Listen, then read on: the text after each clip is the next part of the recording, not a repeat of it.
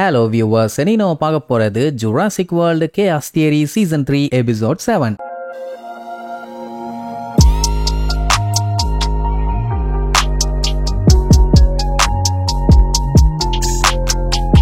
Open பண்ணா போன episode வேற வழி இல்ல, நம்ம ப்ரூக்லினுக்காக தான் வெயிட் பண்ணி ஆகணும். ஆனா வருவாளா இல்லையான்னு தெரியலையேன்னு குழப்பத்துல இருந்தாங்க. கடைசியில பார்த்தா அவங்க உட்கார்ந்துகிட்டு இருப்பான். ஏன்னா இப்ப அவளுக்குமே வேற வழி இல்ல, ரொம்ப நாள் கழிச்சு மீட் பண்றாங்கல்ல, அதனால கொஞ்சம் ஸ்டன்னா இப்போ கூட்டிட்டு இருப்பாங்க. அதுக்கப்புறம் ப்ரூக்லின் அவங்க 3 பேர்த்தையுமே அடிச்சு புடிச்சு தனியா அழுத்துட்டு போயிருவான். ஏன்னா இவ இப்ப பேசிட்டு இருக்க விஷயம் மட்டும் சயோனாக்கு தெரிஞ்சது, அவ்வளவுதான் இவளுக்கு சம்பவம் பண்ணிடுவா. அதனால தான் பயந்து போய் தனியா கூட்டு வந்திருப்பான். வந்த உடனே மத்தவங்க எல்லாம் எங்கன்னு கேப்பா. அவங்க தான் வரலையாச்சே, அதை நினைச்சு லைட்டா கவலைப்படுவா. சரி நீ ஓகே தானான்னு கேட்டா அவ சுத்தி வளைச்செல்லாம் பேசிட்டு இருக்க மாட்டா, டைரக்டா மேட்ருக்கு வந்துருவா. அந்த சயானோ அட்ராசிராப்டர்ஸ் எல்லாத்தையுமே விற்க போறா. அது மட்டும் இல்லாம என்னைய ஃபாலோ பண்ணிட்டு இருந்த ஜேர்னலிஸ்ட போட்டு தள்ள போறா. அதனால இவ இப்ப 2 இடத்துல வேலையை பார்த்தாகணும். சயானோ கூடயும் இருக்கணும், ஜேர்னலிஸ்டையும் காப்பாத்தணும். அட் டைம்ல பண்ண முடியாது, அதனால உங்க ஹெல்ப் எனக்கு தேவைன்னு சொல்லுவா. அவ்வளவு சந்தோஷப்படுவாங்க. பின்ன எப்படா இப்படி கேப்பான்னு இருந்தாங்க. கண்டிப்பா நாங்க ஹெல்ப் பண்றோம் மாயிலா. சரி என்ன பிளான்னு கேட்டா, இப்போ சயானா அந்த அட்ராசிராப்டர்ஸை செல் பண்றது ஃபர்ஸ்ட் ஸ்டெப். ஆனா அது முக்கியம் இல்ல, அவளோட மெயின் கோலே அண்டர் கிரவுண்ட் மார்க்கெட்டையே டேக் ஓவர் பண்றது.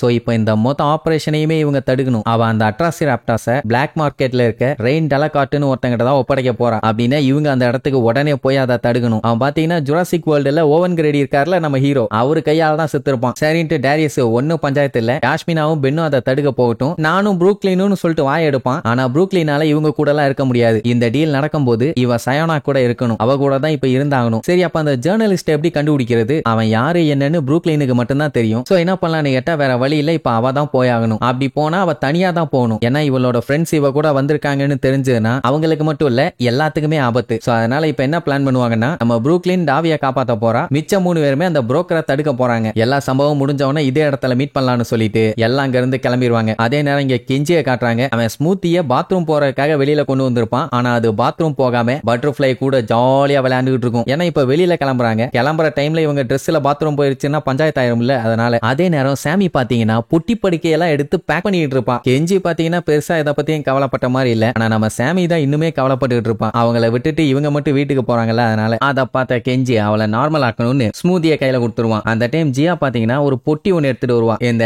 பூனை டாக் எல்லாம் குட்டியா இருக்கும் போது வச்சிருப்பாங்களே ஸ்மூதிக்காக. ஏன்னா கையிலேயே வச்சுட்டு சுத்த முடியாது இல்ல, பிளைட்ல போக போறாங்க சேஃப்டிக்கு. ஆனா அதுக்கு மாறுவேஷம்னு சொல்லி ஒண்ணு மாட்டி விடுவா பாருங்க, அதான்டா தாங்க முடியல. டைனோசருக்கும் நாய்க்கும் வித்தியாசம் தெரியாதாடா. சரி அதுக்கப்புறம் பாட்டி வருவாங்க. பாட்டி பாத்தீங்கன்னா மத்த எல்லாத்த விட கெஞ்சி கிட்ட தானே ரொம்ப பாசமா இருந்தாங்க. அதனால நம்ம பைய போறதுக்கு முன்னாடி ஒரு பயங்கரமான ஸ்பீச் ஒன்று கொடுப்பான். என்ன நல்லா பாத்துக்கிட்டதுக்கு ரொம்ப நன்றி அப்படி இப்படின்னு. பாட்டிக்குமே ரொம்ப சந்தோஷம்னு வைங்க. அதுக்கப்புறம் ஸ்மூதியும் பார்த்து ஃபீல் பண்ணிட்டு நல்லபடியா போயிட்டு வாங்கன்னு அனுப்பி வைப்பாங்க. சோ இப்போ ஜியா பாத்தீங்கன்னா அவங்கள கொண்டு போய் ஏர்போர்ட்ல விட போயிட்டு இருக்கான். அப்படி போறப்போ சாமி ரொம்ப சோகமா இருக்கத பார்த்த ஜியா ஃப்ரெண்ட்ஸுக்குள்ள அப்படி இப்படிதான் இருக்கும் அப்படின்னு அட்வைஸ் பண்ணிட்டு இருப்பான். ஏன்னா யாஸ்மினா விட்டு பிரிஞ்சுட்டால, இதே மாதிரி பெண்ணை விட்டு நீ பிரிய சொன்னீங்கன்னா எனக்கு என்ன பண்றதுனே தெரியல, சொல்ல போனா அதை யோசிச்சு பார்க்கும் போதே எனக்கு பயமா இருக்குது அப்படி இப்படின்னு எப்படியாச்சும் அவளை யாஸ்மினா கூட சேர்த்து வைக்கிறக்காக இப்படி பேசின உடனே சாமி தப்பு பண்ணிட்டோமோன்னு யோசிக்க ஆரம்பிப்பான். உடனே கெஞ்சி என்ன பண்ணுவான், எப்படியே பேசிட்டு இருந்தான்னா சாமி இன்னும் சோகமாயிருவான்னு ஸ்மூதியை வச்சு பாடி விளையாட்டு பண்ணிட்டு இருப்பான். செம ஃபன்னா இருக்குமா, விழுந்து விழுந்து சிரிச்சுட்டு இருப்பாங்க. சோ இப்படியே போயிட்டு இருக்கும்போது திடீர்னு பாத்தீங்கன்னா ஆப்போசிட்ல ஒரு வேன் ஒன்னு நின்னுட்டு இருக்கும். என்ன வேன், ஏதாச்சும் ஆக்சிடென்ட் ஆயிருச்சான்னு பார்த்தா அது பயோசினோட வண்டி. இத நம்ம முன்னாடியே பார்த்தோமே 5th எபிசோடோட எண்டிங்ல டைனோசரை கூட்டு போகும்போது இந்த வண்டி மட்டும் கண்ணா பின்னா நாடி கடைசியில டைனோசர் அதுல இருந்து எஸ்கேப் ஆச்சே, அதே வண்டி தான் இது. அதை பார்த்துட்டு பீதியில இருப்பாங்க. அப்படியே கட் பண்ணி நம்ம ப்ரூக்லினை காட்டுறாங்க. அவ பாத்தீங்கன்னா அந்த டாவி பையன் எங்க போனான்னு ஒரு இடம் விடாம எல்லா இடத்துலயும் தேடிட்டே இருப்பா. எங்க தேடியும் ஆளை காணும். அவளுக்கு அப்படியே கடுப்பாவும். சொல்றதை கேட்டுட்டு பேசாம போயிருந்தானா எனக்கு இந்த தலைவலியே இல்ல, ஏன்டா இப்படி உசுர வாங்குற அப்படின்னு புலம்பிட்டு இருக்கும்போது அந்த பக்கமா பாத்தீங்கன்னா லைட் அப்படியே பிளிங்க் ஆகிட்டு இருக்கும். கண்டிப்பா அந்த கிறுக்கு பயலா தான் இருக்குன்னு போய் பார்த்தா அவனே தான். இவளை பார்த்தோன்னு அவன் என்ன சொல்லுவான்னா, நான் உன் மெசேஜ பார்த்தேன், நல்ல ஸ்பாட்ல தான் மீட் பண்ண சொல்லியிருக்க, நல்ல வேலை யாரும் இல்ல, நீ எதுக்கு போன்ல மன்னிப்பு கேட்ட அப்படின்னு கேட்டவனே அவளுக்கு ஷாக் ஆகும். ஏன்னா மெசேஜ் அவ அனுப்பவே இல்லை. அப்படின்னா என்ன, இவனை பிடிக்கிறதுக்கான ஒரு செட்டப். சோ நம்ம பிரச்சனையில மாட்டிட்டு இருக்கோம், சீக்கிரமா இங்க இருந்து தப்பிச்சாகணும், இல்லாட்டி உன்னைய கொன்றுவாங்க, என்னோட ஃப்ரெண்ட்ஸ் இங்க பக்கத்துல தான் இருக்காங்க, அவங்க ஹெல்ப் பண்ணுவாங்க அப்படின்னு சொல்லிட்டு இருக்கும் போதே அந்த இடத்துக்கு தீ மியூசிக்கோட அந்த டோரா மண்டக்காரி வந்து நின்னு ஒரு லுக்கூடுவா பாருங்க. 2 பேத்துக்கு அள்ளு விடும். அதே நேரம் இவங்க அந்த வேனை பார்த்தாங்கல்ல, இவங்களுக்கு ஃபிளைட்டுக்கு போகணும், பட் என்னன்னா கொஞ்சம் டைம் இருக்குது, அதுக்குள்ள இது என்ன ஏதுன்னு செக் பண்ணிட்டு வந்துடலாம் அப்படின்னு சொல்லிட்டு முடிவு பண்ணிடுவாங்க. அந்த டைம் ஸ்மூதி வேற கத்திட்டு இருக்குமா, அதுலயே தெரிஞ்சு போச்சு அது பாத்ரூம் போகணும்னு சொல்லுதுன்னு.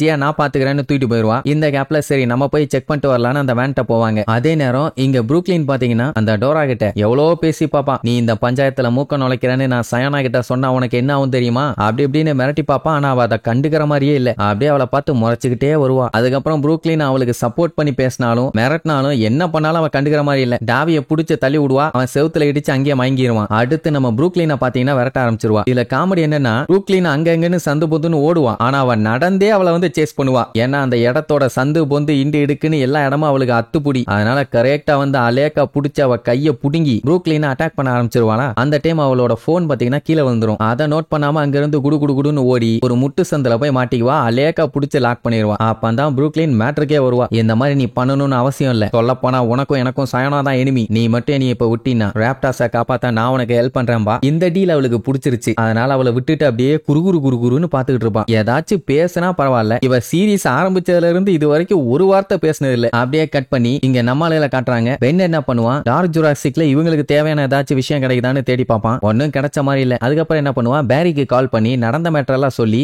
அந்த பிளாக் மார்க்கெட்ல டைனோசர்ஸ் விக்கிறாங்கிற மேட்டரை சொல்லி அங்கதான் போறோம் நீங்க வந்துருங்க அப்படிங்கிற மாதிரி சொல்லுவானா. இவங்களே சின்ன பசங்க போனா ஏதாச்சும் பிரச்சனை ஆயிரும்னு சொல்லி நீங்க போகாதீங்க, நான் லொகேஷன் அனுப்புறேன் அங்க வாங்க, அதுக்கப்புறம் பேசிக்கலாம்னு சொல்லி வர சொல்லியிருப்பான். உடனே பேரிய பார்க்க போவாங்க. இங்க இவங்க ரெண்டு பேரும் அந்த வேனுக்கு பக்கத்துல தயங்கி தயங்கி போவாங்க. ஏன்னா எப்போ எது வந்து கவுன்னு தான் சொல்ல முடியாது. சரி இப்போ சாமி வந்து டிரைவருக்கு என்னாச்சு ஏதாச்சுன்னு பார்க்க போவா. கெஞ்சி பாத்தீங்கன்னா பின்னாடி என்ன இருக்குன்னு பார்க்க போவான். அப்படி போய் பார்த்தா டிரைவர் இல்ல, வேற ஒண்ணும் இல்ல, இது செல்ஃப் டிரைவிங் கார். ஆட்டோமேட்டிக். அதனால எந்த பஞ்சாயத்து இல்லன்னு வைங்க. இங்க கெஞ்சி பயத்தோட பதட்டத்தோட டோர் ஓபன் பண்ணுவான். உள்ள எதுவுமே இல்ல, எம்டி. அதே நேரம் இங்க ஜியா பாத்தீங்கன்னா பாத்ரூம்க்கு கூட்டு போனால நல்லபடியா வேலை முடிஞ்சது. சரி போலாமான்னு அதுகிட்ட பேசிட்டு இருக்கும்போது காட்டுக்குள்ள ஏதோ ஒரு சவுண்ட். அவளுக்கு அப்படியே பீடி ஆகும். ஸ்மூதியும் அப்படியே பம்மிக்கிட்டு பின்னாடி வருமா. அலேக்கா அதை தூக்கிட்டு அப்படியே பொறுமையா கார் கிட்ட பேக் அடிப்பா, எதுவும் வந்து கபீர கூடாதுன்னு. அதே நேரம் சாமிக்கு பாத்தீங்கன்னா அந்த வேன்குள்ள ஒரு டேப் ஒன்னு கிடைக்கும். அதுல பயோசின் வச்சிருக்க டைனோசர்ஸோட லிஸ்ட் எல்லாம் இருக்கும். அங்க அவ அதை பார்த்து ஷாக்ல இருப்பா. இங்க ஜியா பேக் அடிச்சால திடீர்னு கார்ல பாத்தீங்கன்னா டம்முன்னு ஒரு சவுண்ட். ஆத்தாடி வந்துருச்சான்னு பயத்திலேயே திரும்புவா. பார்த்தா அந்த வெட்டுக்கிளி, அதுவும் அந்த பெரிய சைஸ் வெட்டுக்கிளி. அது பாத்தீங்கன்னா பறந்து நேரா கெஞ்சி கிட்ட போகும். ஐயோன்னு கத்துவானா. என்ன ஏதுன்னு அவங்களும் பதறி அடிச்சு வந்து பாப்பாங்க. அந்த பூச்சி தான். அது என்ன பண்ணும், அப்படியே பறந்து போகுமா. என்ன இத்தா தண்டி இருக்குது, என்னடா நடக்குது இங்கன்னு பாத்துட்டு இருக்கும் போதே அப்புன்னு அந்த பைரோராப்டர் வந்து ஒரு கவும் பாருங்க. அவ்வளவுதான், அம்புட்டு பேத்துக்கு அள்ளு விட்டுரும். ஜியா நைசா காருக்குள்ள பம்மிக்கிட்டே வந்துருங்க யா வந்துருங்க, அது கவனிக்கிறதுக்கு முன்னாடியே வந்துருங்கன்னு சிக்னல் கொடுப்பா. அதுவும் கரெக்ட் தான். வெளியில இருந்தா விரட்டி விரட்டி கடிக்கும். காருக்குள்ள போயிட்டா கொஞ்சம் சேஃப்டியா உட்காந்துக்கலாம்ல. அதனால மெதுவா அப்படியே பம்மிக்கிட்டே காரு கிட்ட போவாங்க. இதுக்கு பேசாம அவங்க அந்த வேனுக்குள்ள போய் உட்காந்துருக்கலாமே, சர்வைவல் பர்சன்டேஜ் கொஞ்சம் அதிகமா இருந்திருக்கும். தெரியாது, அந்த பக்கம் திரும்பி நின்று தின்னுட்டு இருக்குதுன்னு நைசா போய் காருக்குள்ள உட்காந்து டோர் லாக் பண்ணுவாங்க. அந்த சத்தம் கேட்டு ஏதோ சரியில்லையேன்னு அப்படியே லுக் விட்டுட்டு இருக்குமா. அந்த டோர் லாக்க கொஞ்சம் மெதுவா போட்டுருக்கலாம். சட்டுன்னு அமுகுவா. கன்ஃபார்மே பண்ணிருச்சு அந்த காருக்குள்ள ஏதோ ஒண்ணு இருக்குதுன்னு. சோ அந்த காரை சுத்து போட ஆரம்பிச்சிடும். நல்லவேளை அது குளிர் பிரதேசம்ங்கிறதுனால கண்ணாடி ஃபுல்லா பனியாகி உள்ள ஒண்ணும் தெரியல. உள்ளுக்குள்ள அப்படியே பீதியில இருப்பாங்க. அது என்ன பண்ணும், அப்படியா சுத்தும் இப்படியா சுத்தும், கார் மேல ஏறும் இறங்கும். அதுக்கப்புறம் அங்க இருந்து கிளம்பிரும். ஆனா அதுக்காக இதை இப்படியே விட முடியாது, நமக்கு மறுபடியும் வேலை வந்துருச்சுன்னு கெஞ்சி சொல்லுவான். சாமியோட மூஞ்சி இப்படி ஆயிரும். அப்படியே கட் பண்ணி டாவிய காட்டுறாங்க. செவுத்துல இடிச்சு மயங்கினவன் அப்பந்தான் அப்படியே கண்ணை முழிப்பான். எந்திரிச்சவன் புரூக்கு எங்கம்மா போனேன்னு சொல்லிட்டு அவளை தேடி கிளம்புவான். இனி இதுக்கப்புறம் அந்த பைரோராப்டர் எப்படி சமாளிக்க போறாங்க, புரூக்லின் என்னென்னலாம் பண்ண போறா, அவ அந்த டோரா மட்டக்காரிகிட்ட இருந்து தப்பிச்சாலா இல்லையாங்கிறத அடுத்தடுத்த எபிசோட்ல பார்க்கலாம். டாடா.